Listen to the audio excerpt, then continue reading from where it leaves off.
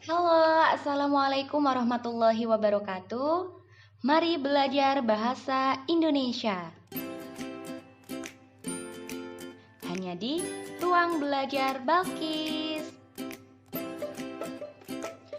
Bab 2, masih di Surat Pribadi dan Surat Dinas. Materi kelas 7 semester 2. Sebelum belajar, alangkah baiknya kita berdoa terlebih dahulu. Berdoa dimulai. Bismillahirrahmanirrahim. Raditu billahi rabba wa bil islami dina wa bi Muhammadin nabiyyan wa rasula. Rabbi zidni ilma warzuqni fahma. Amin. Alhamdulillah kita sudah berdoa. Semoga pembelajaran pada kali ini dapat berjalan dengan baik dan kalian tentunya paham dengan pembelajaran yang sedang ditayangkan. Belajar apa kita hari ini? Menyimpulkan isi surat pribadi dan surat dinas. Isi surat dinas berkaitan dengan topik kedinasan. Misalnya, pertama, undangan rapat. Kedua, pemberitahuan. Dan yang ketiga, permohonan. Nah, dari ketiga itu itu misal dari isi surat dinas. Sekarang kita belajar contoh-contoh yang termasuk surat dinas. Pertama, surat pemberitahuan. Kedua, surat kuasa. Ketiga, surat keterangan. Keempat, surat edaran. Kelima, surat permohonan. Keenam, surat pengumuman. Ketujuh, surat rekomendasi. Kedelapan, surat perintah. Kesembilan, surat perjanjian. Kesepuluh, surat tugas. Kesebelas, surat keputusan. Dan yang terakhir, surat rekomendasi. Nah, ke-12 itu termasuk dalam contoh-contoh surat dinas. Sekarang kita belajar isi surat pribadi. Nah, kali ini berkaitan dengan masalah pribadi. Misalnya, pertama bisa menanyakan kabar.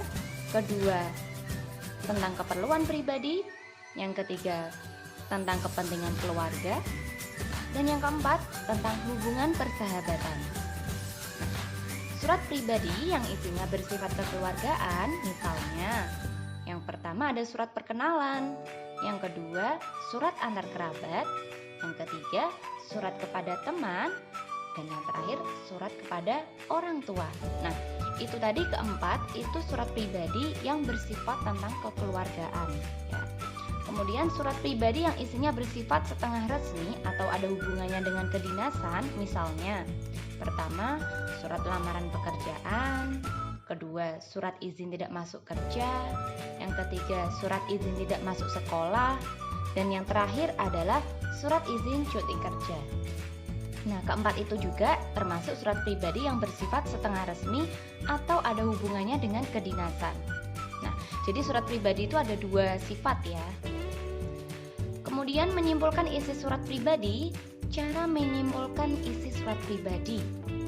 Menyimpulkan isi surat pribadi dapat dilakukan dengan cara membaca surat pribadi secara saksama. Surat pribadi biasanya bersifat paragraf pembuka, isi, dan penutup. Isi surat terletak setelah paragraf pembuka. Nah, itu saya beri caps lock, jadi itu yang paling pokok ya. Kemudian menyimpulkan isi surat dinas. Cara menyimpulkan isi surat dinas.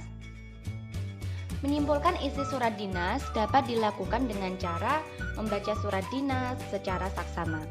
Surat dinas biasanya berisi bagian pembuka, isi, dan penutup. Isi surat terletak setelah bagian pembuka.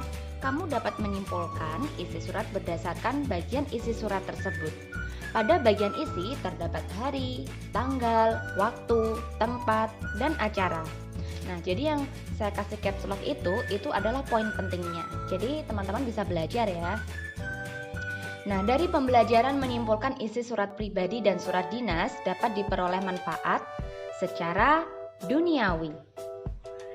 Pertama, dapat mengetahui isi surat dengan jelas sehingga siswa dapat memahami tujuan surat tersebut, baik surat dinas maupun surat pribadi. Nah, yang kedua, dapat mencerna isi surat dengan baik sehingga siswa tidak merasa kesulitan dalam menerima dan memahami isi surat tersebut. Dan yang ketiga, dengan memahami simpulan isi surat, siswa dapat menjelaskan isi surat pribadi maupun surat dinas dengan berbagai macam bentuk surat yang diterima maupun dimilikinya. Nah, yang ini adalah manfaat secara ukhrawi.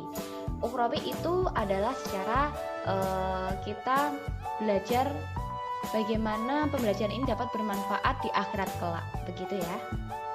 Nah, dari pembelajaran surat pribadi dan surat dinas terdapat keterkaitan dan kesinambungan dengan surat Al-A'raf ayat 62 yang berbunyi, "Aku sampaikan kepadamu amanat-amanat Tuhanku dan aku memberi nasihat kepadamu dan aku mengetahui dari Allah apa yang tidak kamu ketahui."